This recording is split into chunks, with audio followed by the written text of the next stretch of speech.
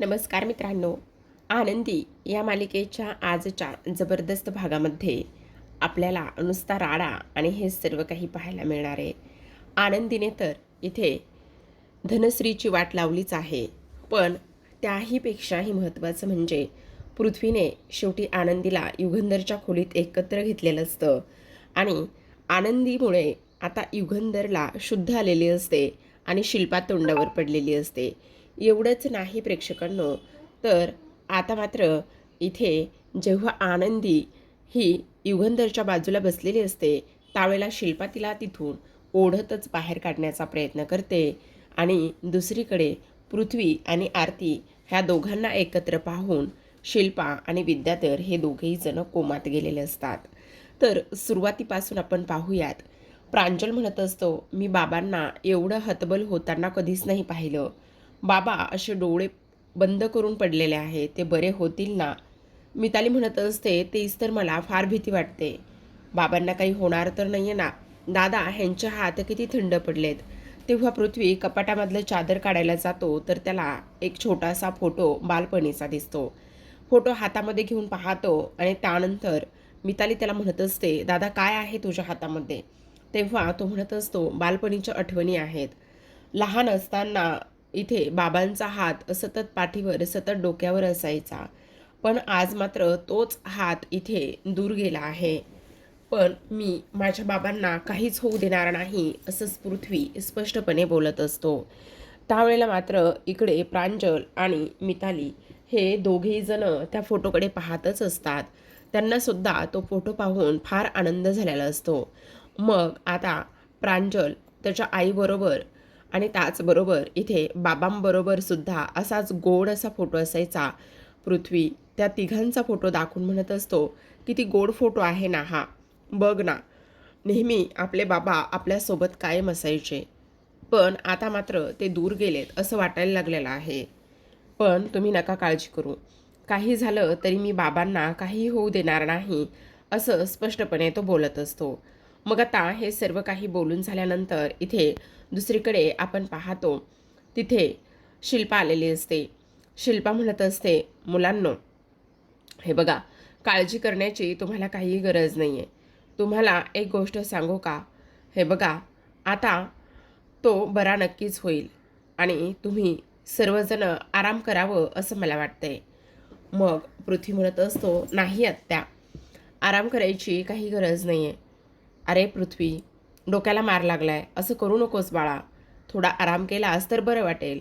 दुसरीकडे विद्याधर हा आरशासमोर उभा असतो आणि स्वतःला आरशात पाहून म्हणत असतो, ह्या विद्याधरचा एवढा चांगला चेहरा आज इथे तुझ्यामुळे खराब झाला आहे. मी अजिबातच इकडे तुला माफ करणार नाही, असं सुद्धा आता इकडे तो बोलत असतो. मग आता हे सर्व काही बोलल्यानंतर इथे आनंदीने कशा पद्धतीने त्याची नांगी ठेचली, कशा पद्धतीने इकडे त्याला चांगलाच धडा शिकवला, ह्या सगळ्या गोष्टी आता इकडे त्याला आठवू लागलेल्या असतात.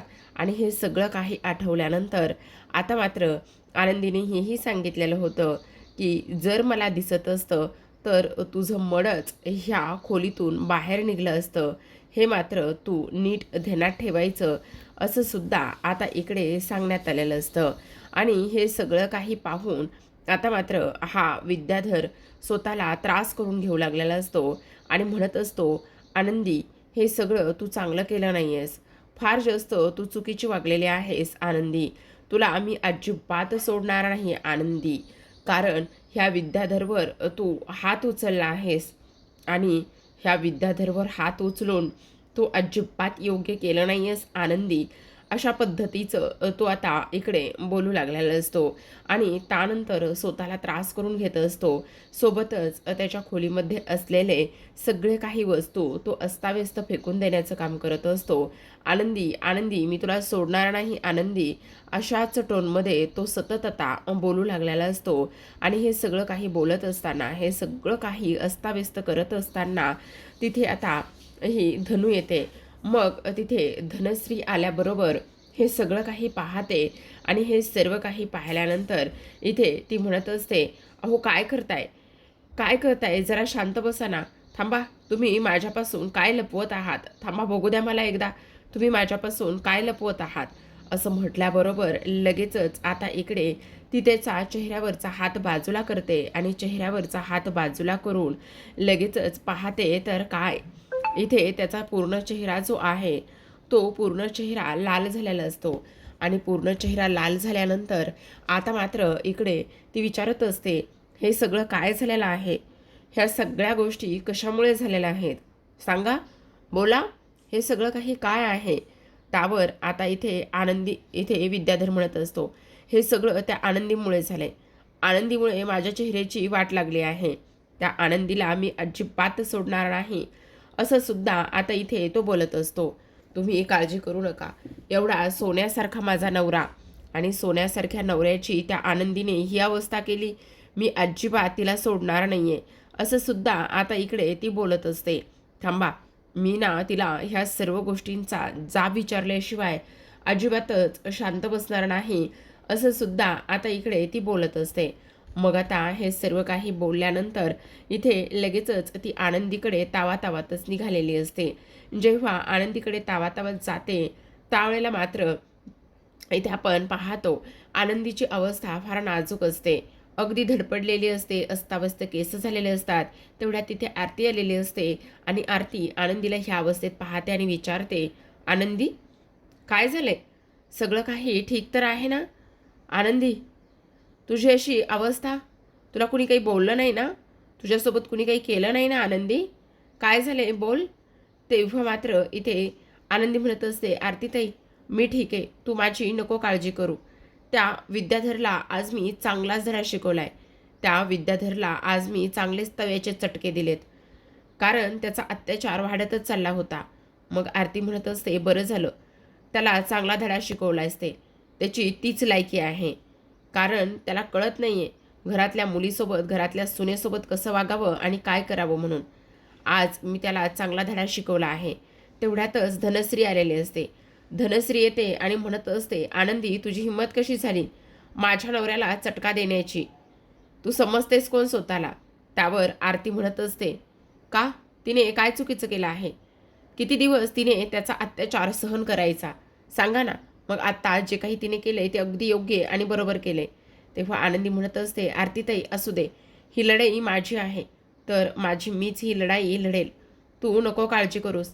तेव्हा मात्र आनंदी म्हणत असते, धनश्रीताई, तुम्ही एक स्त्री आहात. आज मी तुम्हाला एक गोष्ट सांगते. मी त्या विद्याधरला आज फक्त चटका दिलेला आहे, तर तुम्हाला इतका त्रास होतोय, तुमच्या जीवाला एवढं सगळं काही लागतंय. तुम्हाला असं वाटतंय की मी त्याला चटका दिला आणि त्यामुळे तुम्ही मला सरळ सरळ इथे जाब विचारायला आलात. मला मान्य आहे, मला काहीच प्रॉब्लेम नाही आहे.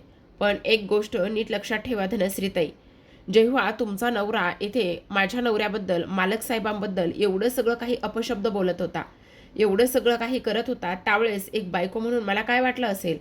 आज विद्याधरमुळे मालक साहेब अंथरुणाला खिळले आहेत, ही गोष्ट तुम्ही विसरू नका. आणि त्याहूनही सगळ्यात महत्त्वाची गोष्ट अजून एक सांगते. विद्याधर हा माणूस कसा आहे हे तुम्हाला चांगलंच माहिती आहे. त्यामुळे त्याच्या चुकावर पांघरून घालण्यापेक्षा ना, तो काय करतोय याचा त्याला जाब विचारा. आणि त्याचबरोबर त्या सगळ्या गोष्टी एकदा विचार करा. एक स्त्री म्हणून तुम्ही चुकत आहात. एक स्त्री म्हणून तुम्ही त्याने केलेल्या चुकावर पांघरून घालत आहात. आत्तापर्यंत मी त्याचा खूप जास्त अत्याचार सहन केलाय. मी एक आंधळी मुलगी असून तो माझ्यासोबत असं करू शकतो, तर तुमच्यासोबत काय करू शकतो धनश्रीताई, याचा विचार करा. मी आंधळी आहे, हतबल नाही, दुर्बल नाही, पण प्रत्येक वेळी तो काहीही करेल आणि मी सहन करून घेईल, मी ऐकेल, असं मुळीच होणार नाही. तुम्हाला सांगू का धनश्री ताई, आज मी आंधळी असून त्याला चटका दिलाय, पण जर मला दिसत असतं ना, तर आज विद्याधरचं काय झालं असतं ना, तर हे मी सांगू शकत नाही. हो, आज विद्याधरचं ह्या किचनमधून मडच बाहेर पडलं असतं धनश्रीताई. ही गोष्ट तुम्ही नीट ध्यानात ठेवा. तो एक नंबरचा राक्षसी वृत्तीचा माणूस आहे, हे तुम्हाला चांगलंच माहिती आहे. त्याच्या चुकावर पांघरून घालून इतरांना सतत जाब विचारणं बंद करा. समजतंय का तुम्हाला? अशा अस्पष्ट शब्दामध्ये आनंदीने आता इकडे तिची कानउघडणी केलेली असते. मग आता आनंदी हे सगळं काही बोलल्यानंतर इथे मात्र आता धनश्रीला काय बोलावं, आनंदीला काय उत्तर द्यावं, ह्या गोष्टी अजिबातच समजत नसतात. मग धनश्री इथे बघतच बसलेली असते. तेव्हा आनंदी म्हणत असते, मला असं वाटतंय की तुम्हाला तुमच्या सगळ्या प्रश्नांची उत्तरं आणि हे सर्व काही मिळालं असेल. असं म्हणून धनश्री तर आता तिथून निघूनच जाते. जेव्हा धनश्री तिथून निघून जाते त्यावेळेला मात्र इकडे आरती तिला म्हणत असते, काय गं, काय भारी उत्तर दिलंयस तू तिला. तिची अक्कल नक्कीच ठिकाणावर आली असेल. तू काळजी करू नकोस. तेव्हा आता ती म्हणत असते, कारण त्यांना उत्तर देणं फार जास्त गरजेचं होतं. कारण तुला एक गोष्ट सांगू का, तो विद्याधर एक लांडगा आहे आणि लांडग्याला धडा शिकवणं हे फार गरजेचं आहे. दुसरीकडे आपण पाहतो आता आनंदी आरतीला म्हणत असते, आरतीताई, मी तुला एक गोष्ट सांगितली होती, ती गोष्ट तू घेऊन आलीस का? हो, घेऊन आले ना. मग आता मला मालक साहेबांकडे जायचं आहे. पण आनंदी, मी काय म्हणते, हे सगळं करणं गरजेचं आहे का? घरामध्ये सगळं वातावरण एवढं तापलेलं असताना तुला मालक साहेबांपर्यंत जायचं आहे. हे बघ, काही जरी झालं ना तरी मालक साहेबापर्यंत जाऊन ह्या सगळ्या गोष्टी फायनल कराव्याच लागणार आहेत. कारण मालक साहेबांचा जीव माझ्यासाठी फार महत्त्वाचा आहे. आरतीताई, तू एक काम कर, मालक साहेबांकडे कोण कोण आहे ना त्यांच्या खोलीमध्ये ते जाऊन बघून ये आणि त्यानंतर मग मी तिकडे जाईल. तुला सांगू का, ह्या लव्हेंडरच्या फुलामुळे ना मालक साहेबांना फार छान वाटेल. त्याचबरोबर त्यांना थोडंसं बरं वाटलं का मग सगळं कसं व्यवस्थित होईल. असं आता इकडे ती बोलत असते. मग तेव्हा आता आरती म्हणत असते, ठीक आहे, मी जाते आणि बघून येते. तर इथे दुसरीकडे आपण पाहतो आता शिल्पा मुलांना म्हणत असते, हे बघा मुलांनो, इथे सगळेजण नका थांबू, एक जणच कोणीतरी थांबा. आता मी इथे थांबते, तुम्ही जाऊन थोडासा आराम करा. त्यावेळेला मात्र हे म्हणत असतात, नाही नको, त्याची काही गरज नाही आहे. हे बघ आत्तू, आम्हाला आमच्या बाबांजवळच बसायचं आहे. हे बघ पृथ्वी, डोक्याला मार लागलेला आहे बाळा, तुलासुद्धा आराम करणं थोडंसं गरजेचं आहे. आणि तुला सांगू का आणखी एक महत्त्वाची गोष्ट, हे बघ, तू काळजी करू नकोस. तुझा बाबा जो आहे ना तो लवकरच बरा होईल, मला त्याची पूर्ण खात्री आहे. तुला काळजी करण्याची काहीच गरज नाही आहे. आता तुमच्या सर्वांचं एवढं प्रेम त्याच्यासोबत आहे म्हटल्यावर त्याला कसं ना काय होणार आहे, काहीही होणार नाही. तुला काळजी करण्याची अजिबातच गरज नाही आहे. चल बरं प्रांजल, चल तू सुद्धा चल आणि मिताली तू सुद्धा चल. मग आता पृथ्वी म्हणत असतो, आत्तू, हे बघ, तू मिताली आणि प्रांजल ह्या दोघांना सुद्धा घेऊन जा. मला नाही यायचं आहे. मी आहे इथे ठीक आहे आणि मला काहीही झालेलं नाही आहे. मी बरा आहे. मी बाबांसोबतच थांबतो. मग तो ऐकत नसल्या कारणाने आता इकडे शिल्पा ही प्रांजल आणि मिताली ह्या दोघांनासुद्धा तिथून घेऊन जात असते. जेव्हा ह्या दोघांनासुद्धा ती घेऊन जाते त्यावेळेला मात्र इकडे शिल्पा म्हणत असते, पण काळजी घे ह्या सगळ्या गोष्टींची. काही जरी झालं ना तरीसुद्धा ते बाबा आहेत तुझे आणि त्याचबरोबर तुला स्वतःची सुद्धा काळजी घ्यावीच लागणार आहे. तेव्हा मात्र इथे तो म्हणत असतो, हो आत्तू, तू नको काळजी करूस, मी बघेल, सगळं काही व्यवस्थित करेल. आता हे दोघेही जण गेल्यानंतर इथे मात्र आरती आलेले असते आणि आरती म्हणत असते, पृथ्वी, मला तुझ्याशी थोडंसं बोलायचं आहे. पण आता पृथ्वी म्हणत असतो, नाही, मला तुझ्याशी आत्ता ह्या वेळेला काहीच बोलायचं नाही आहे. लक्षात येतंय का तुझ्या, मी माझ्या बाबांची सेवा करतोय आणि मला माझ्या बाबांची सेवा करू देत. असं म्हणून तो तिथे असलेला तो फोटो हातामध्ये घेतो आणि तो फोटो हातामध्ये घेऊनच आता त्याला जुन्या बालपणीच्या गोष्टी आठवू लागलेल्या असतात. तर इथे आरती म्हणत असते, पृथ्वी प्लीज ऐकून घे ना, फक्त 2 मिनिटाचा प्रश्न आहे, प्लीज माझ्यासोबत तू 2 मिनिटं बोल ना. पण आता पृथ्वी म्हणत असतो, तुला सांगितलेलं समजत नाही का आरती? हे बघ, मला आत्ता काहीच बोलायचं नाही आहे, मला कसला वादसुद्धा घालायचा नाही आहे. तू आत्ताच्या आत्ता इथून निघून जा, मला नाही बोलायचं आहे तुझ्यासोबत. पृथ्वी प्लीज 2 मिनिटं. पृथ्वी म्हणत असतो, सांगितलं ना तुला निघून जा म्हणून. तेव्हा आरतीकडे पर्याय नसतो, कारण ती युगंधरच्या खोलीत असते. जर आणखी काही बोलायला जाईल तर उगाचच युगंधरला त्रास होईल म्हणून ती गप्प बसत असते. मग आता इकडे आपण पाहतो आरती तिथून निघून जाते, तर तो दरवाजा बंद करत असतो आणि पुन्हा युगंधरच्या बाजूला जाऊन बसतो. दुसरीकडे आनंदी ही आरतीची वाटच पाहत असते की कधी एकदा आरतीताई येते आणि कधी एकदा हे सगळं काही व्यवस्थित होत आहे. मग जेव्हा इथे आनंदीला ती म्हणत असते, आनंदी काहीच नाही होऊ शकत आहे, तुला एक गोष्ट सांगू का? हे बघ, आता पृथ्वी फार भडकलेला आहे, तो तुला आतमध्ये नाही येऊ देते. अगं पण तू त्याला सांगितलं नाही आहेस का? सांगितलं मी त्याला, पण नाही. आरतीताई हे बघ, तू मला घेऊन चल ना तिथे. अगं पण कसं नेणार आहे मी तुला तिथे? तो कसा वागतोय तुझ्यासोबत, काय करतोय हे सगळं माहिती ना तुला. असू देत, वागू दे त्याला माझ्यासोबत कसं वागायचं आहे तसं. मला त्याने काही एक प्रॉब्लेम होत नाही. आणि तुला सांगू, मी त्याचा राग आणि ह्या सगळ्या गोष्टी ऐकून घ्यायला, सहन करायला तयार आहे. फक्त तू मला आत्ता तिथे घेऊन चल. आता तुझं काय करू? काही नाही. हे जे फुलं आहेत ना, ते फुलं मला मालक साहेबांच्या जवळ ठेवायचे आहेत. ह्या फुलामुळे त्यांना छान वाटेल, त्यांना फ्रेश वाटेल. आणि हे बघ, मला मालक साहेबांचा जीव आत्ता फार जास्त महत्त्वाचा आहे. आणि मला पूर्ण खात्री आहे की हे सगळं काही झाल्यानंतर, ह्या सगळ्या काही गोष्टी इथे केल्यानंतर नक्कीच मालक साहेबांना बरं वाटेल, याची मला पूर्ण खात्री आहे. आता आनंदी हे सर्व काही बोलल्यानंतर आरती म्हणत असते, ठीक आहे. मग दरवाजा वाजला जातो. तेवढ्यातच पृथ्वी रागानेच येतो आणि म्हणत असतो, तुला सांगितलं ना इथे येऊ नकोस म्हणून. पण आनंदी समोर असते.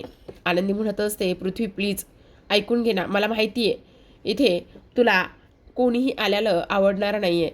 आत्ता मालक साहेबांच्या जवळ आल्यालं तुला कोणी आवडणार नाही आल्यालं, आणि चालणारसुद्धा नाही आहे. ही गोष्ट मला पूर्ण माहिती आहे. पण प्लीज प्लीज एकदा एकदा तरी ऐकून घे ना माझं, मी काय म्हणते ते.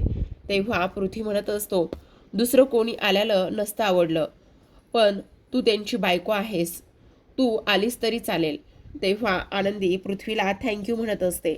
आणि त्यानंतर इथे ती म्हणत असते, पृथ्वी, मी असं ऐकलं की त्या गुंडांसोबत झटापटी करत असताना तुझ्या डोक्याला मार लागला आहे. हे बघ पृथ्वी, तू काळजी घे, आराम कर, मालक साहेब नक्की बरे होतील. तेव्हा तो म्हणत असतो, मी आता बरा आहे, तू काळजी करू नकोस. आणि तेव्हा तो म्हणत असतो, एका बायकोला इथे नवऱ्याची काळजी घेणं आणि त्याचबरोबर त्यांची काळजी वाटणं, ह्या गोष्टी इथे आता साहजिकच वाटू शकतात. त्यामुळे तू त्यांच्यासोबत थांबू शकतेस. आता आनंदी इथे ती फुलाची टोकरी घेऊन आतमध्ये आलेली असते. खुर्चीला धडपडणार तेवढ्यातच तो म्हणत असतो, सावकाश अलीकडून. मग आनंदी पुन्हा अलीकडून येते. मग तिथे समिधाच्या फोटोला इथे तिचा धक्का लागतो. समिधाच्या फोटोला धक्का लागल्याबरोबर हा पृथ्वी म्हणत असतो, सावकाश. मग समिधाचा फोटोसुद्धा एका हाताने सावरतो तर दुसऱ्या हाताने आनंदीला आधार देत असतो. जेव्हा पडणाऱ्या आनंदीला तो आधार देतो त्यावेळेला आनंदीला खूप भरून आलेलं असतं. एका हातात समिधाचा फोटो तर दुसऱ्या हातामध्ये आनंदी, अशा पद्धतीने त्याने इथे तिला सावरलेलं असतं. मग आता तो फोटो नीट ठेवतो आणि म्हणत असतो, तू थांब, मी आहे बाहेर. नक्की ना? हो. मग तो आनंदीला व्यवस्थित उभा करतो आणि त्यानंतर तो म्हणत असतो, हे बघ, आत्ता ते शुद्धीवर नाही आहेत, पण हे तू काय घेऊन आलेली आहेस? तेव्हा आनंदी म्हणत असते, हे लव्हेंडरचे फुलं आहेत, याने मालक साहेबांना प्रसन्न आणि शांत वाटेल. तेव्हा तो म्हणत असतो, ठीक आहे. मग असं म्हणून तो तिथून निघून जातो. आता तो तिथून निघून गेल्यानंतर आनंदी ते फुलं तिथे असलेल्या एका टेबलवर ठेवते. तर पृथ्वी मात्र जाता जाता दरवाजा बंद करत असतो. आणि त्यानंतर आनंदी हळूहळू चाचपडत तिथे असलेल्या बेडच्या कुशनचा आधार घेतच युगंधरच्या बाजूला बसलेली असते. जेव्हा युगंधरच्या बाजूला बसते त्यावेळेला मात्र म्हणत असते, मालक साहेब, खरं तर मला ना तुमची सगळ्यात अगोदर माफी मागायची होती, पण हे सगळं अशा पद्धतीने होईल आणि झालेलं आहे की काही विचारूच नका. मला तुमची माफी मागायला टाईमच भेटला नाही, वेळच भेटला नाही. तुम्ही असे अंथरुणाला खिळलात. मालक साहेब, मला तुम्हाला काहीतरी सांगायचं आहे. मालक साहेब, ज्या गोष्टी मी केल्यात ना त्याबद्दल तुम्ही स्वतःला त्रास करून घेऊ नका. मालक साहेब, तुम्हाला सांगू का, मी एक आंधळी मुलगी आहे हो. माझं जग पूर्ण आंधळं आहे. पण जेव्हापासून तुम्ही माझ्या आयुष्यात आलात ना तेव्हापासून माझी जगण्याची उमेद आणि माझ्या अस्तित्वाची जाणीव मला होऊ लागलेली आहे. मालक साहेब, माझा हा आंधळेपणा तुमच्या असण्याने कधीच निघून गेला होता. पण आज जर तुम्ही असं अंथरुणाला झोपून राहिलात, जर स्वतःला त्रास करून घेऊन अशा पद्धतीने तुम्ही आजारी पडलात, तर मालक साहेब माझं काय होणार आहे, असं म्हणून हळूचच आनंदी युगंधरचा हात हातामध्ये घेते आणि पुन्हा म्हणत असते, मालक साहेब ही आनंदी तुमच्या विना अधुरी आहे.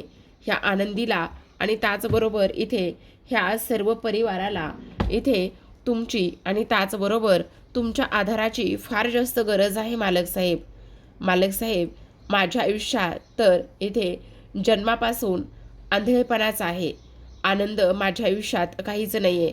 पण जेव्हापासून तुम्ही आयुष्यात आलात ना मालक साहेब, तेव्हापासून माझं आयुष्य हे अतिशय आनंदी आणि त्याचबरोबर इथे सुंदर झालेलं आहे. त्यामुळे मालक साहेब तुम्ही उठा. तुम्ही असे अंथरुणावर झोपलेले मला नाही पाहत आहे मालक साहेब, कारण तुम्हाला असं पाहताना मला फार भरून येते मालक साहेब, असं सुद्धा आता इकडे ती बोलू लागलेली असते. मग आता हे सर्व काही बोलताना इकडे आनंदीला रडू येऊ लागलेलं असतं, कारण युगंधर अशा पद्धतीने इथे अंथरुणाला खिळला आहे. रडणाऱ्या आनंदीला आता इकडे त्रास होत असतो. तिचं फक्त एकच असतं की मालक साहेब तुम्ही उठा, मालक साहेब तुम्ही उठा. तुम्ही असे नाही झोपून राहू शकत. तुम्ही ह्या घराचा आधार आहात मालक साहेब, कारण किती नाही म्हटलं तरीसुद्धा तुम्ही सर्वस्व आहात ह्या घराचे. मालक साहेब ही आनंदी पुन्हा असं कधीच करणार नाही आहे. तुमच्या विरोधात जाऊन कधीच ह्या सगळ्या गोष्टी कधीच करणार नाही आहे मालक साहेब. मालक साहेब तुम्ही उठा, असं आनंदी बोलत असते. आणि आनंदीच्या रडण्याचे जे काही डोळ्यातलं पाणी आहे, ते डोळ्यातलं पाणी इथे आता युगंधरच्या हातावरती पडलेलं असतं. जेव्हा युगंधरच्या हातावरती ते डोळ्यातलं पाणी पडतं, तेव्हा मात्र इथे आता युगंधरला हळूहळू शुद्ध येऊ लागलेली असते. आणि आता प्रेक्षकांनो ही गोष्ट आनंदीला तर समजत नसते की इथे युगंधरला शुद्ध येऊ लागलेली आहे आणि ह्या सगळ्या गोष्टी त्या त्या पद्धतीने होत आहेत, ही गोष्ट तिला इथे समजलेली नसते. तर आता प्रेक्षकांनो आजच्या भागामध्ये एवढंच. उद्याचा भाग फार इंटरेस्टिंग असा होणार आहे, कारण उद्याच्या भागामध्ये ना जेव्हा शिल्पा येते त्यावेळेला ती म्हणत असते, तुझी हिंमत कशी झाली माझ्या भावाच्या बाजूला बसण्याची आणि या खोलीमध्ये येण्याची. आणि त्यानंतर ती तिचा हात धरूनच तिला तिथून घेऊन जाण्याचा प्रयत्न करत असते. पण तेवढ्यातच युगंधर हा आनंदीचा हात घट्ट पकडत असतो. जेव्हा त्याने आनंदीचा हात घट्ट पकडलेला असतो, तेव्हा मात्र इकडे शिल्पाला तर धक्काच बसतो. इथे युगंधर म्हणत असतो, समिधा समिधा असं म्हटल्याबरोबर आता मात्र इथे ह्या आनंदीला सुद्धा चकितच होते. आणि हे सगळं काही झाल्यानंतर तिला सुद्धा समजत नाही की आता मालक साहेब तिला समिधा म्हणतायत आणि मालक साहेब शुद्धीवर आलेले आहेत. हे पाहून इथे आनंदीला आनंद होतो, पण शिल्पाला ह्या सर्व गोष्टींचा फार जास्त त्रास होऊ लागलेला असतो.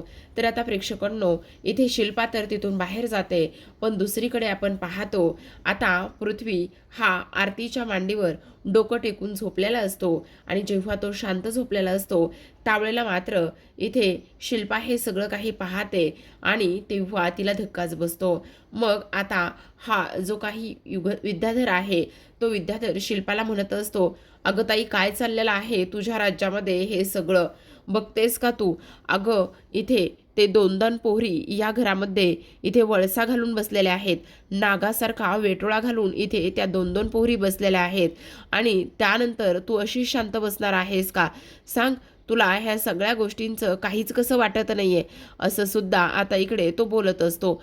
मग आता मात्र शिल्पा म्हणत असते, काही जरी झालं तरी सुद्धा ह्या पोरींना ह्या घरातून मी बाहेर काढणारच आहे. या पोरींना इथे मी घरामध्ये नाही ठेवणार आहे, असं सुद्धा आता इकडे लगेचच इथे शिल्पा बोलत असते. मग आता कसं बाहेर काढायचं, काय करायचं ह्या गोष्टी मात्र मला अजिबातच समजत नाही, असं सुद्धा आता इकडे ती बोलत असते. मग हा विद्याधर लांडगा म्हणत असतो, तू काळजी करू नकोस, माझ्याकडे अशी बेस्ट आयडिया आहे ना, त्या आयडियामुळे ह्या दोन्ही पोरी ह्या घरातून नक्कीच बाहेर जातील असं म्हटल्याबरोबर शिल्पा म्हणत असते, कोणती आणि कसली आयडिया आहे? प्रेक्षकांनो, नेमकं हे दोघे जण आनंदी आणि आरतीला कशा पद्धतीने बाहेर काढतील हे पाहणं फार कमालीचं आहे. तर पाहत राहा आनंदी. भेटूया उद्याच्या भागामध्ये. तोपर्यंत धन्यवाद.